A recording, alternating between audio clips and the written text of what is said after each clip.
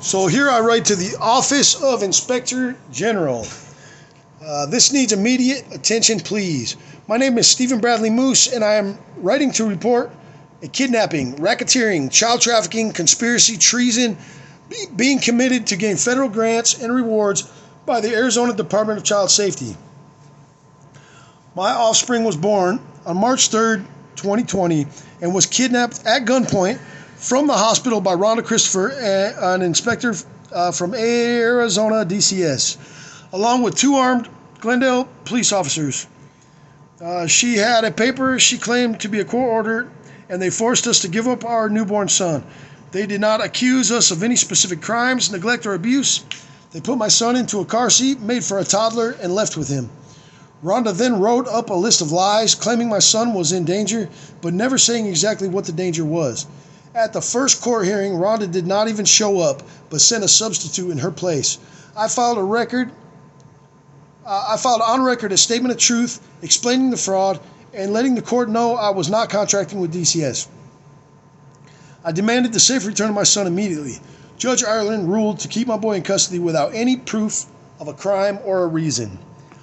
Since Grayson has been in foster care, he has been neglected, abused, possible sexual abuse. I have stood in court without representation and filed tons of evidence, demands, motions, affidavits, and have gotten no results. We see Grayson only 4 hours per week per court order.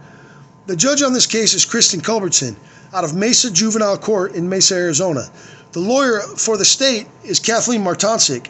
The guardian ad litem appointed to Grayson is Matthew Laura.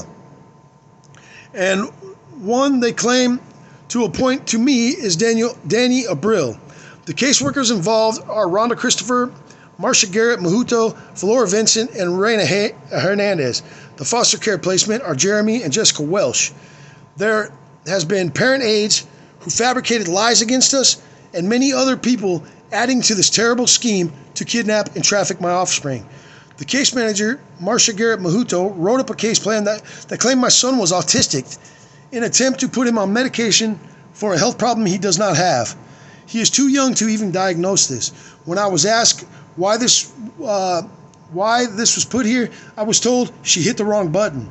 I'm hoping something this important is not just a tap of the wrong button. I was very clear with DCS that they were not giving my boy any vaccines, and that this is something I will decide myself when and what vaccines he will get. They have given him over 12 vaccines against my will. My boy has been kidnapped, illegally detained, neglected, abused, injured, misdiagnosed, vaccinated, possible sexual abuse, and more, all because Rhonda Christopher claimed unfit home and substance abuse issues on a bogus removal order signed by Kenneth Skiff, who is not a judge. I have been fighting with no results since day one. Everyone that has been involved knows my innocence and that I do not consent to this miscarriage of justice. My boy is suffering, and my family is suffering.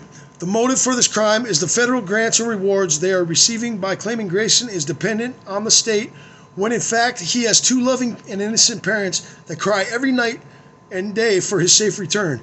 This is unbearable pain and agony, and has caused me to lose focus of my career and other aspects of my life. I had a 5-star business that I was building that is now failing. I have been homeless due to this terrible crime against me. I was charged with a DUI after seeing my son's injuries on my son, and then being kicked out of my visit with him for taking pictures of the abuse. I now have warrant for my arrest and lost my license. I'm falling apart because every minute all I can think about is the safety of my son. I cannot focus on anything else. These people are destroying me, and it is starting to affect my health. No one will listen to my cries for help. It's been 11 months now, and they claim they can adopt him after 12 months. Also, my wife is pregnant and getting ready to have our second child.